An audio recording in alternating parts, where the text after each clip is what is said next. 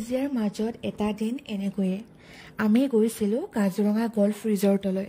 তালৈ যোৱা ৰাস্তাটো যে সাংঘাতিক ধুনীয়া, যিপিনে চকু যায় কেৱল সেউজীয়াহে দেখিছোঁ। আমি এণ্ট্ৰি কুপন লৈছিলোঁ 600 টকাকৈ। দুপৰীয়াৰ আহাৰটো আমি তাতে গ্ৰহণ কৰিলোঁ। খানা ভেজ নন ভেজ দুইটা আছিলে, খাবলৈ বহুত ধুনীয়া আছিলে, একেবাৰে সোৱাদযুক্ত। তাৰপিছত আপোনাৰ গোটেই পৰিৱেশটো ফুৰিলোঁ। আচলতে কি হয়, এই ব্যস্ততাৰে ভৰা দিনবিলাকৰ পৰা কেতিয়াবা নিজৰ বাবেও অলপ সময় উলিয়াব লাগে, হয়নে? কৰ্মসূত্ৰে প্ৰিয়জন আৰু মই দূৰে থাকিব লগা হয়।